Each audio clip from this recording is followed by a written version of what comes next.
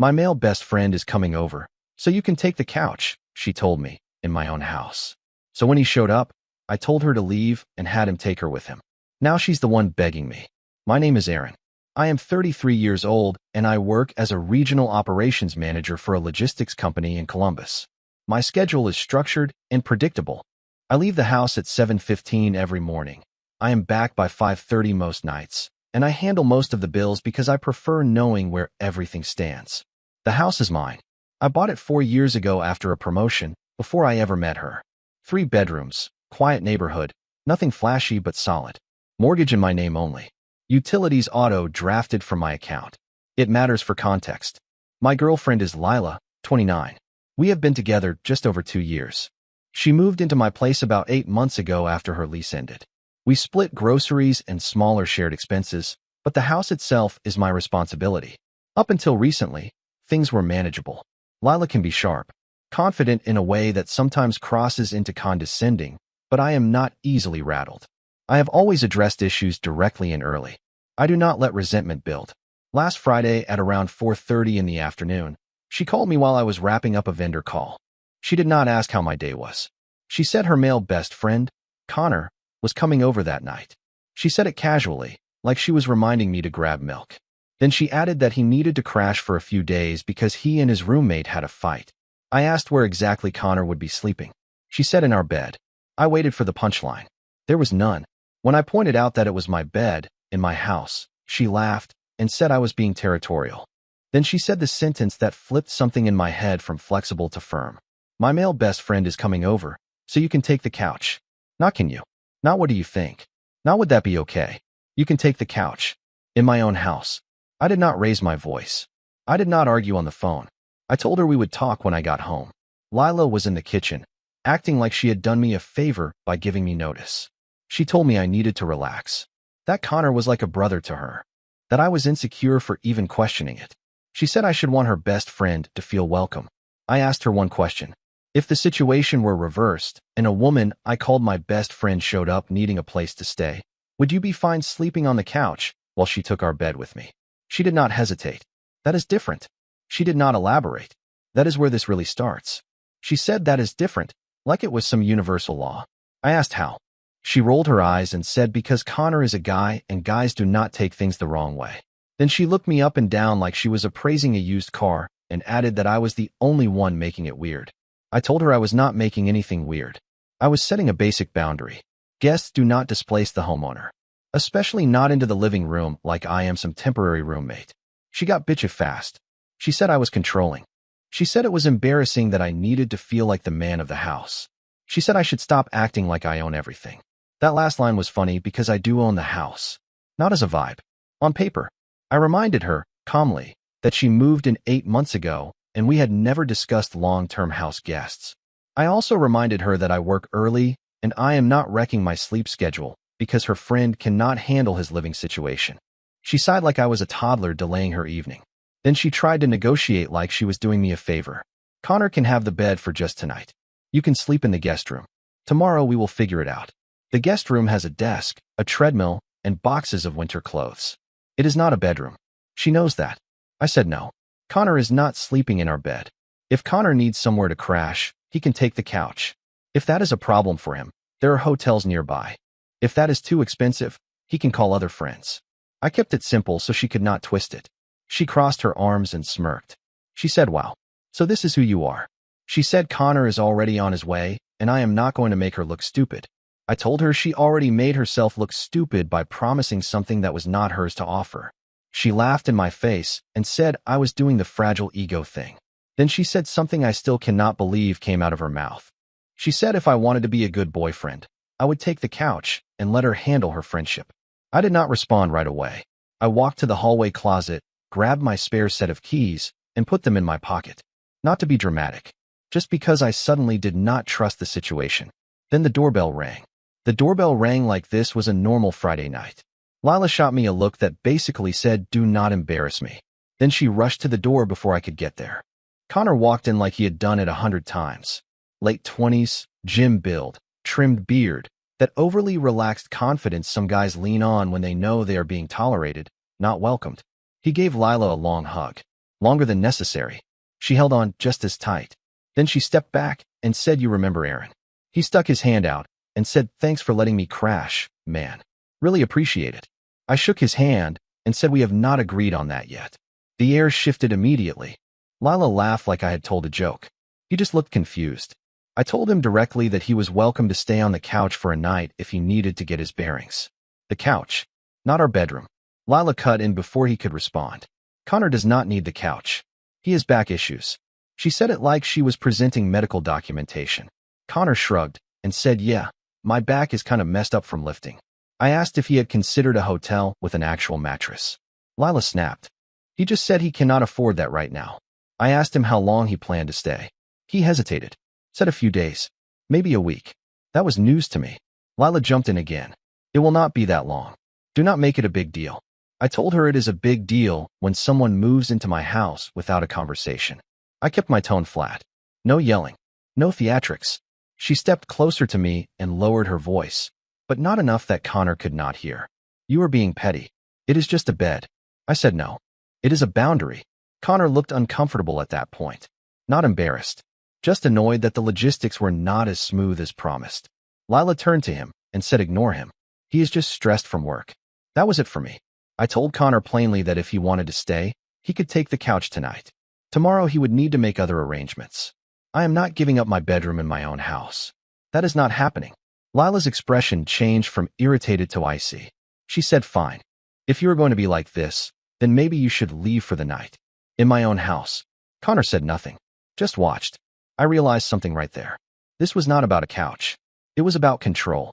About seeing if I would fold publicly. I did not. I did not. Lila stared at me like she expected me to fold. Like every other time she had pushed, and I had chosen patience over escalation. Connor shifted uncomfortably near the entryway. He was starting to realize he had walked into something he was not prepared for. Lila crossed her arms and said, "If you cannot handle my friendships, maybe you should rethink being in a relationship with me." That was the cleanest opening she could have given me. I said, "I already have." Silence. She blinked. I continued, steady and clear. "This is not about handling your friendships.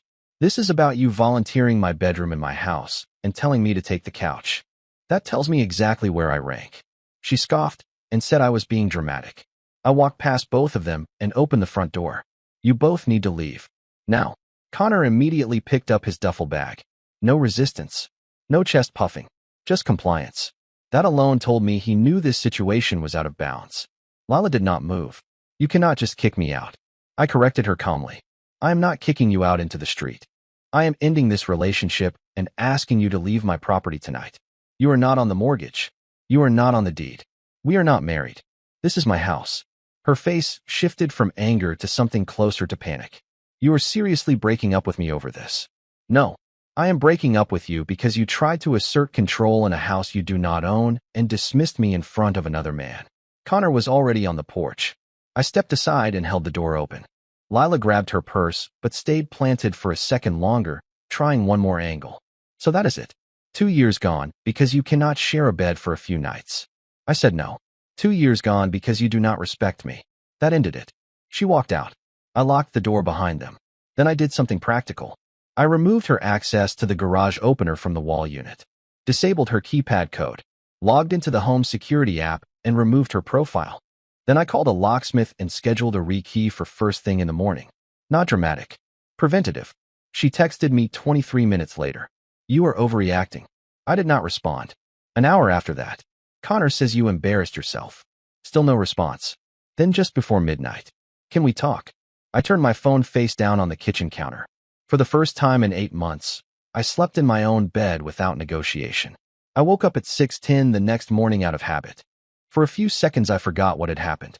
Then I noticed the closet door was half open and the side where her clothes used to hang looked lighter. Cleaner. No tension in the room. No passive-aggressive silence. Just space. My phone had 9 notifications. All from her. The tone shifted overnight. "You are blowing this up." Then, "I cannot believe you would do this to me." Then, "Connor says you were threatened." Then, "Are you seriously choosing your ego over me?" Then around 1:30 a.m., "Please just talk to me." And finally at 2:07, "I love you. Do not do something you cannot undo." I read all of them once. No emotional spike. Just confirmation. Every message reframed the situation as my failure, my ego, my insecurity. Not once did she say I crossed a boundary. Not once did she say I should not have told you to take the couch. That told me everything I needed. I made coffee, sat at the kitchen table, opened my phone settings. I did not send a long explanation. I did not argue point by point. I did not threaten or insult. I blocked her number. Then I blocked her on every platform we used. Instagram, Facebook, even LinkedIn. Not out of spite, out of clarity. If I end something, I end it clean. About 20 minutes later, my phone lit up with an unknown number. I let it go to voicemail. It was her. She sounded less confident, more frantic. She said blocking her was immature. That adults talk. That I owed her that much after 2 years. I deleted the voicemail. Then I blocked that number too. At 9:15 a.m., the locksmith showed up. I had the front and back door rekeyed. I collected every spare key I knew existed and replaced the garage remote. Again, not dramatic. Practical. Around noon, there was a knock on the door. I checked the camera feed first. It was her. Alone this time. She looked tired. Not polished like the night before. I did not open the door. Instead, I spoke through the intercom. If you are here to pick up your things, come back tomorrow between 10 and noon. I will have them boxed in the garage. She said, you are really going to hide behind a camera? I said no. I am enforcing a boundary. She stood there another minute like she expected me to cave if she waited long enough. I did not. Eventually she left. That was when it actually felt final. Blocking her was not anger. It was insulation. I spent Saturday morning doing something deliberate. I boxed her things. Not angrily. Not throwing anything. I used proper moving boxes from the garage. Folded her clothes. Wrapped the framed photos in bubble wrap. Put her shoes together in pairs. Even separated her work stuff from casual things so she would not have to dig through everything later. I was not trying to hurt her. I was closing a file. Around 10:40 a.m., she texted from another unknown number. I am outside. I checked the camera. She was there. Connor was in the passenger seat of his car this time. That detail did not surprise me. I opened the garage door, but not the front door. Her boxes were stacked neatly near the wall. I stepped out just enough to speak clearly. Everything that is yours is here. If I missed anything, text me a list and I will arrange pickup through a third party. She looked at the boxes, then at me. You packed everything? Yes. She seemed almost offended that I had not left a mess. Connor stayed in the car, watching. She crossed her arms. You are really going to end this over something that stupid? I said no. I ended it because you showed me exactly how you see me. The couch comment was just the reveal. She tried a new tactic. I was stressed. Connor needed help. You could have just supported me for one night. I answered calmly. Support does not look like displacement. Support does not look like public dismissal. If you had asked, we would have discussed it. You told me what I was going to do in my own house. Her jaw tightened. So you are perfect now? No. I just know what I will not accept. Connor finally got out of the car, walked over, and grabbed 2 boxes without saying a word. That told me something else. He was not here to fight for her. He was here to help her relocate. She lingered. You are going to regret this when you calm down. I shook my head. I am calm. That seemed to frustrate her more than anger would have. She picked up the last box, then paused. You blocked me. Yes. That is childish. No. It is final. She stood there like she wanted a bigger reaction. Some sign I was hurting more than I was showing. I was not smiling. I was not smug. I was steady. After a few more seconds, she walked back to the car. They drove off without another word. I closed the garage door slowly. The house echoed differently now. Not empty. Clear. I expected the silence to last at least a week. It lasted 12 hours. That night around 9:30, my doorbell camera pinged my phone again. It was not her. It was her sister. Alone. She looked uncomfortable, just standing on the porch. I did not open the door. I used the intercom. Can I help you? She sighed and said Lila is not doing great. I did not respond immediately. She continued. She says you embarrassed her. That you overreacted and made Connor feel unwelcome. I said he was unwelcome. There was an awkward pause. Her sister shifted weight and tried a softer tone. She told me Lila really thought you would just give her the bed because you love her. That sentence actually clarified something. I answered carefully. Love is not compliance. She looked like she did not expect that answer. She said Lila is saying you blindsided her. That couples work through things instead of just ending it. I leaned back against the wall inside the house, still speaking through the system. Couples work through disagreements. They do not work through unilateral disrespect. Her sister tried one last angle. She says Connor is just a friend. That you made it something ugly. I replied calmly. It was not about Connor. It was about being told where I sleep in my own house. That seemed to land. The sister exhaled. She said Lila thought you would cool off. I said I am not heated. Another pause. Then the question I was waiting for. Is there any chance you would talk to her? I said no. Not maybe. Not later. No. Her sister nodded slowly. I will tell her. I added one more thing before she walked away. Please tell her not to send people to my house. This is over. She gave a small nod and left. I checked the camera feed as she got into her car. No Connor this time. Just her. That told me something too. By Monday morning, I had already removed her from the shared streaming accounts, changed the Wi-Fi password, and updated my emergency contact at work. Again, not dramatic. Administrative. I expected anger next. What I did not expect was begging. The begging started Tuesday afternoon. Not from her number. From an email. Subject line just said please. I almost deleted it without opening it. I did open it. It was long. Structured like an argument brief. She said she had been overwhelmed. That Connor had manipulated the situation. That she felt pressure to prove she was a good friend. That she panicked when I pushed back. Then she shifted. She said she felt unsafe in the relationship because I ended things too quickly. That part stood out. Unsafe. Because I refused to take the couch in my own house. I read the whole message once. Slowly. Not one sentence said I should not have told you to leave. Not one sentence said I crossed a line offering your bedroom. It was all framed as stress, miscommunication, pressure. Then the line that explained everything. I did not think you would actually choose yourself over me. There it was. That was the miscalculation. I did not respond. Instead, I created a rule in my email filters and sent anything from her address straight to archive. Around 7 p.m., there was another knock at the door. I checked the camera. It was her. Alone. No makeup. Hair tied back. Not polished. Not combative. I did not open the door. She stood there for almost a full minute before speaking toward the camera. Aaron, I know you can hear me. I stayed silent. She said I am sorry. That was new. She said I should not have told you to take the couch. I should have asked. I messed up. It was the first direct acknowledgement of the actual issue. But then she followed it. You did not have to end everything over it. There it was again. Minimizing. I spoke through the intercom. You are apologizing for the method, not the mindset. She looked confused. I continued. You believed you could override me in my own house. That did not come from stress. That came from how you see me. Her eyes watered, but she did not deny it. She said I just thought you would understand. I answered calmly. I do understand. That is why this is over. She stayed there another 30 seconds, waiting for something softer. There was nothing softer to give. Eventually, she wiped her face and walked back to her car. I watched until she drove away. For a brief moment, I felt the pull. The history. 2 years is not nothing. Then I replayed her voice, saying you can take the couch.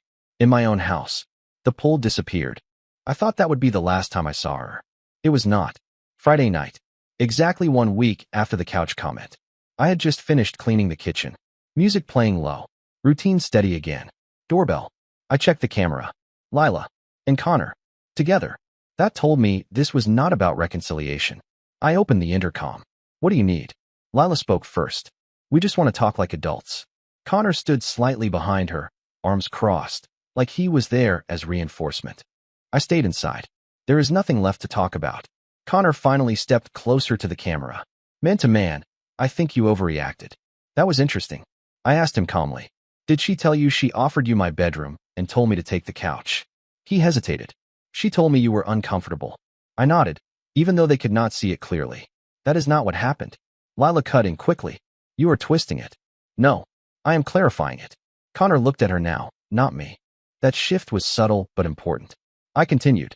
You walked into my house under the impression you had a place in my bed.